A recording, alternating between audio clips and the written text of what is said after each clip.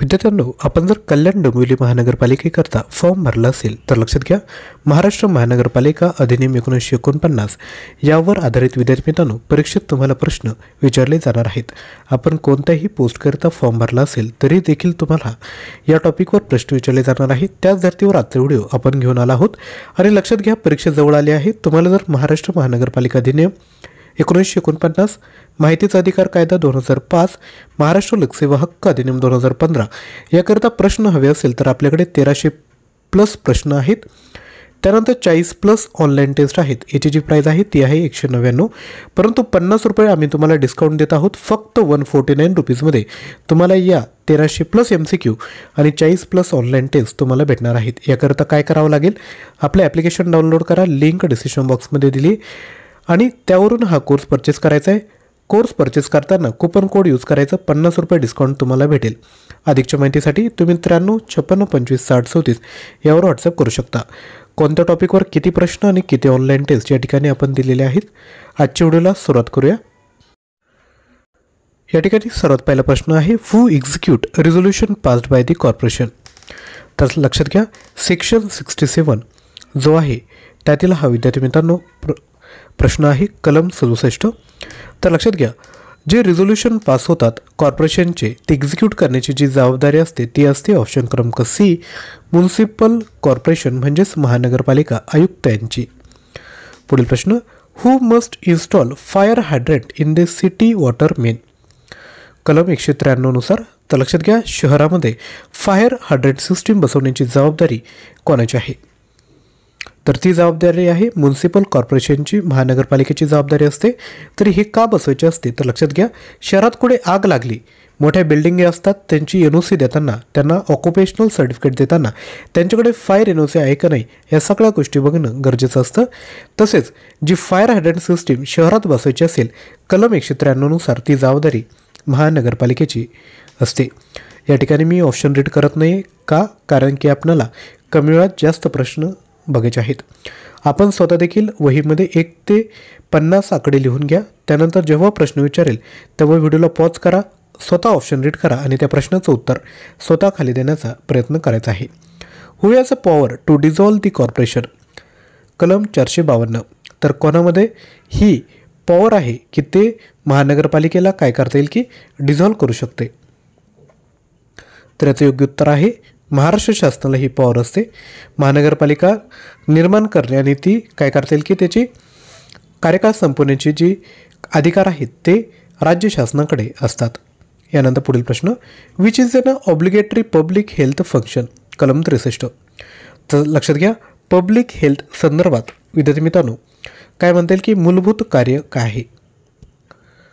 तर ते आहे ऑप्शन क्रमांक बी, क्लिनिंग पब्लिक स्ट्रीट्स. ही जी आहे ती ऑब्लिगेटरी फंक्शन आहे महानगरपालिकेचं.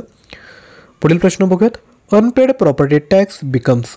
कलम 141. जर तुम्ही मालमत्ता कर भरला नाही तर काय. तर योग्य उत्तर आहे option P, first charge on the property. यानंतर पुढील प्रश्न बघूयात, हू फायनलायझेस दी प्रॉपर्टी टॅक्स असेसमेंट. कलम 129. कलम 129 नुसार जो तुमचा मालमत्ता कर आहे तो अंतिमरित्या करण्याचा अधिकार कोणाला आहे. तर तो असतो असेसमेंट ऑफिसर अंडर कमिशनर. महानगरपालिका आयुक्तांच्या अखत्यारीत जे असेसमेंट ऑफिसर असतात किंवा टॅक्स डिपार्टमेंटचे जे अधिकार असतात त्यांना जो तुमचा प्रॉपर्टी टॅक्स आहे तो फायनलाइज करण्याचे अधिकार असतात. आणि महानगरपालिकेंना जे अधिनियम 1949 अंतर्गत जे अधिकार प्राप्त झाले आहेत ते ऑब्लिगेट करता येतात, म्हणजे खालचे जे अधिकारी असतात त्यांना ते हस्तांतरित देखील करू शकतात. पुढील प्रश्न आहे, कॉर्पोरेशन मे बी डिझॉल्व्ड इफ. कलम 452. जर कॉर्पोरेशन डिझॉल्व्ह झाली तर काय, failure in performance of duties. तर लक्षात घ्या, जे कार्य आहे ते करण्यात जर सक्षम ठरले नाही तर त्या ठिकाणी कॉर्पोरेशन डिझॉल्व्ह होऊ शकते.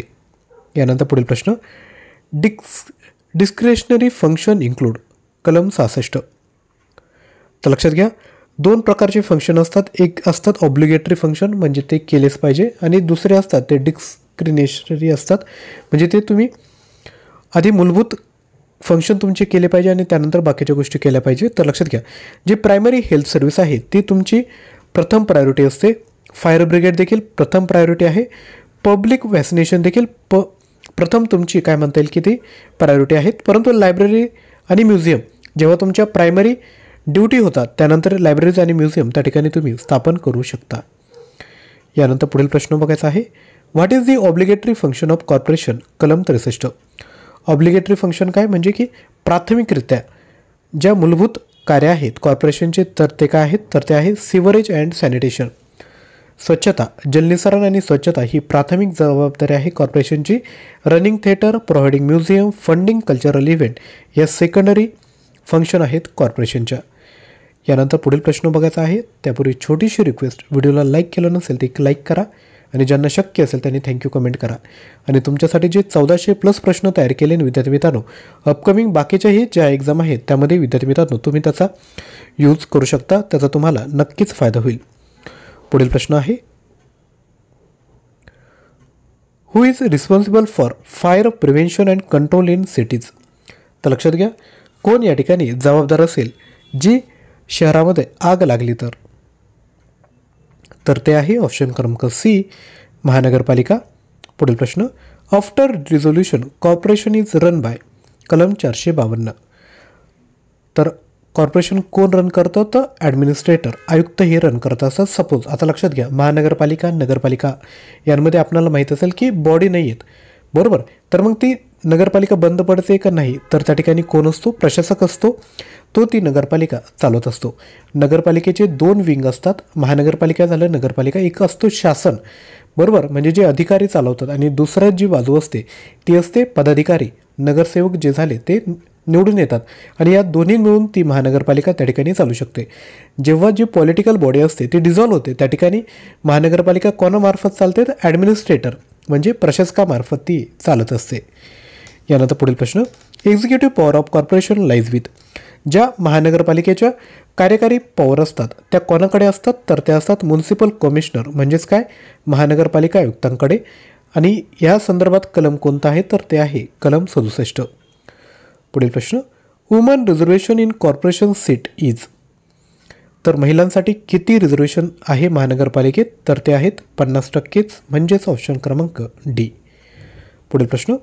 Property tax is assessed annually on a basis of? तर प्रॉपर्टी टॅक्स ॲन्युअली कशाच्या आधारावर असेस केली जाते?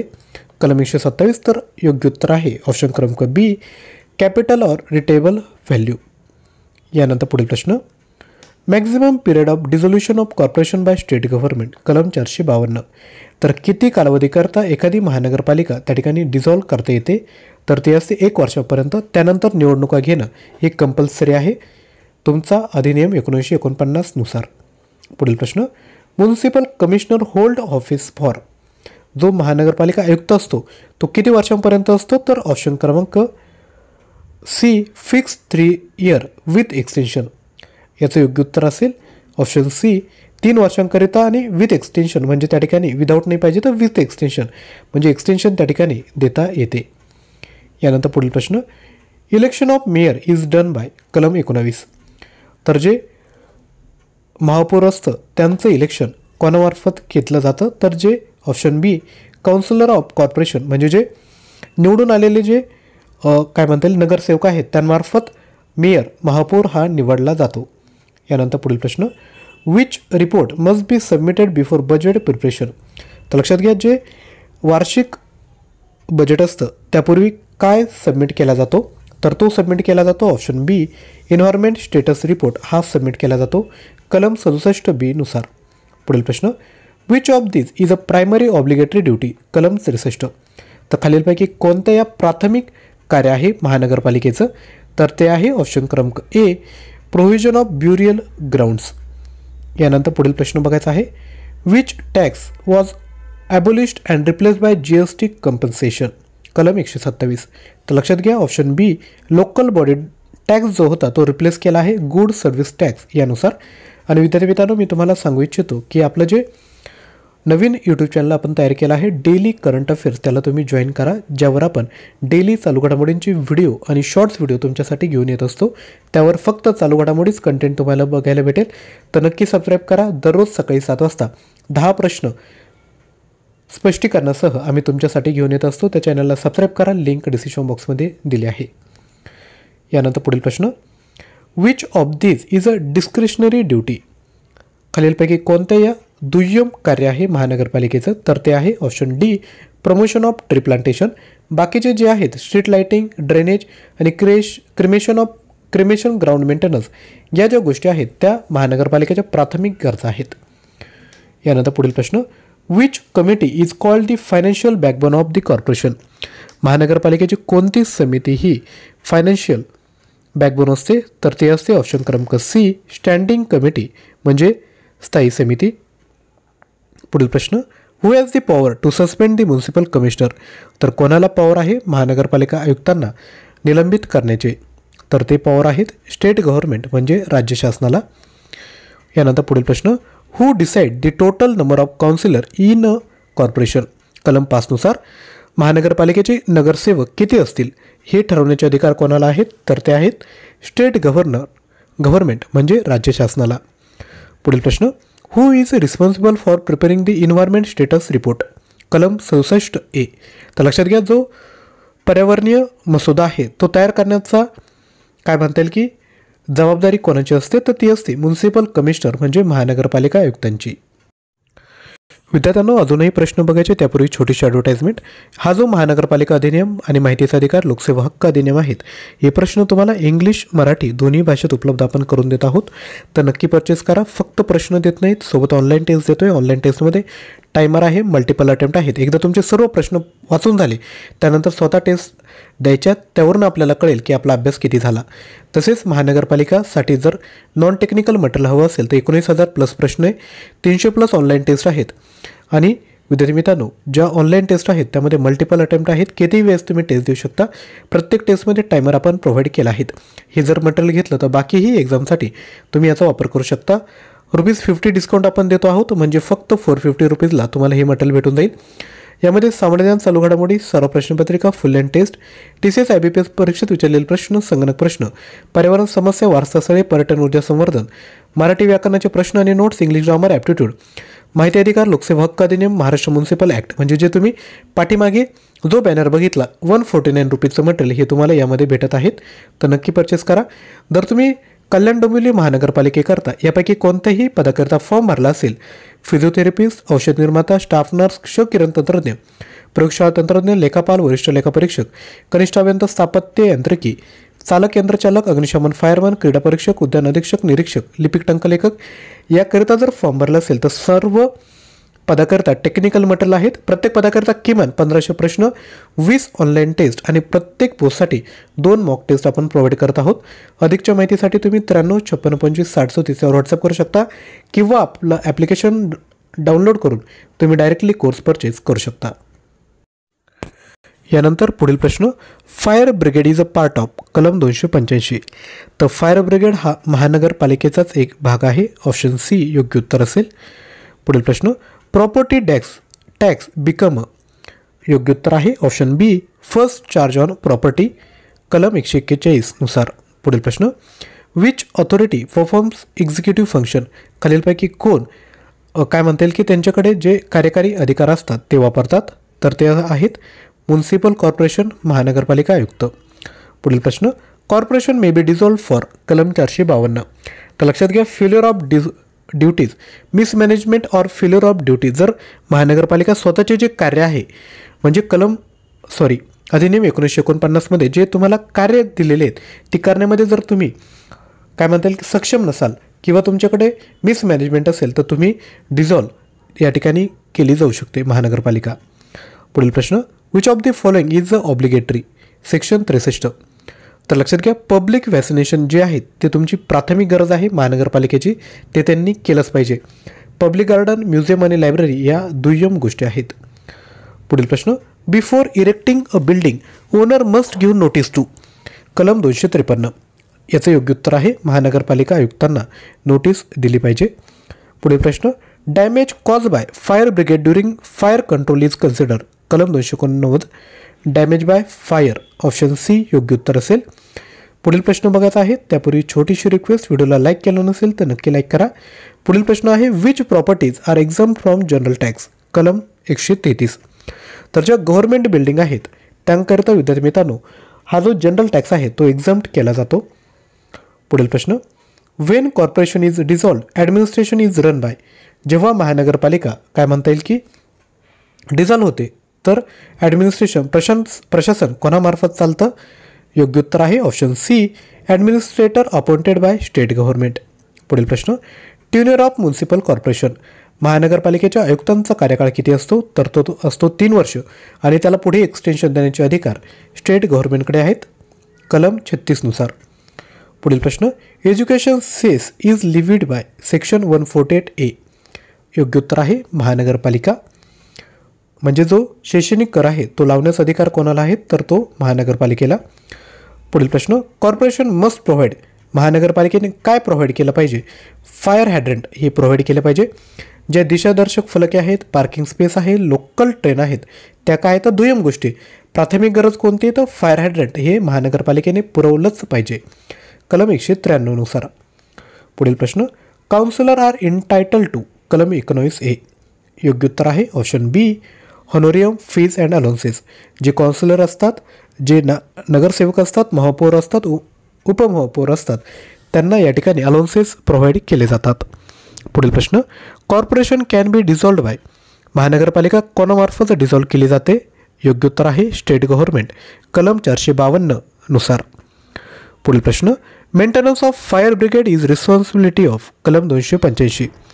तर फायर ब्रिगेडचं काय म्हणता येईल की मेंटेनन्स ठेवण्याची जबाबदारी महानगरपालिकांची असते. ऑप्शन सी योग्य उत्तर असेल.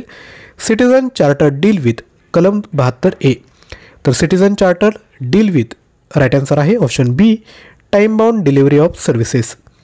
पुढील प्रश्न, environment status report must be publish. लक्षात घ्या, एन्व्हायरमेंटल स्टेटस रिपोर्ट हा ॲन्युअली पब्लिश केला पाहिजे. कलम 67A नुसार. पुढील प्रश्न, property tax in municipal corporation is assessed on. तर कधी तर rateable value or capital value. महानगरपालिकेचा जो मालमत्ता कर लावला जातो तर तो कशावर लावला जातो, कॅपिटल व्हॅल्यू किंवा रिटेबल व्हॅल्यूवर. कलम 129 नुसार. म्हणजे आजचा जो व्हिडिओ बघत आहोत त्यामध्ये आपण कलमांची देखील प्रॅक्टिस चांगल्या पद्धतीने केली आहे. आणि मी तुम्हाला जे मटेरियल देतो आहे 149 रुपीजमध्ये ते नक्की विद्यार्थी मित्रांनो परचेस करा. कारण की परीक्षेत एक मार्क अगदी महत्त्वाचा आहे. 1 मार्कावरून देखील आपली पोस्ट त्या ठिकाणी जाऊ शकते. आणि ज्या पाठीमागे ज्या करेक्शन होत्या त्या देखील आपण आता सुधारणा त्यामध्ये केल्या आहेत. पुढील प्रश्न, which tax is compulsory under Maharashtra municipal corporation act. कलम 127. तर जो मालमत्ता कर आहे तो कंपल्सरी असतो. पुढील प्रश्न बघूयात, which is a discretionary duty of corporation. कलम 66. तर कोणती पब्लिक पार्क्स आणि गार्डन या डिस्क्रिशनरी ड्युटी आहेत, दुय्यम कार्य आहेत. प्राथमिक गरज कोणत्या आहेत, प्रायमरी एज्युकेशन, व्हॅक्सिनेशन आणि ड्रेनेज. पुढील प्रश्न, which of the following is not an obligatory duty of municipal corporation. तर जे कन्स्ट्रक्शन ऑफ पार्क आहेत ही काय तुमचं मूलभूत कार्य नाही. महानगरपालिकेचं वॉटर सप्लाय, फायर सर्व्हिसेस आणि स्वच्छता या ज्या गरजा आहेत त्या महानगरपालिकेला द्यावाच लागतात. पुढील प्रश्न, municipal commissioner is appointed by. तर महानगरपालिका आयुक्तांची नेमणूक राज्य शासन करतं. कलम 36 नुसार. पुढील प्रश्न, what is the percentage of reservation for women in municipal corporation of Maharashtra. तर महिलांसाठी किती रिझर्वेशन आहे तर 50%. कलम 5A नुसार. पुढील प्रश्न, tenure of mayor and deputy mayor is. महापौर आणि उपमहापौर यांचा कार्यकाळ सेक्शन 19 नुसार किती आहे तर तो आहे 2.5 वर्ष. पुढील प्रश्न, what is the tenure of municipal corporation under the Maharashtra municipal corporation act 1949. तर या ठिकाणी बघू शकता महानगरपालिकेचा जो कार्यकाळ असतो तो असतो 6 वर्षे. कलम 6 नुसार. तर विद्यार्थी मित्रांनो, महाराष्ट्र महानगरपालिका अधिनियम 1949चे अजूनही प्रश्न आपल्याकडे आहेत.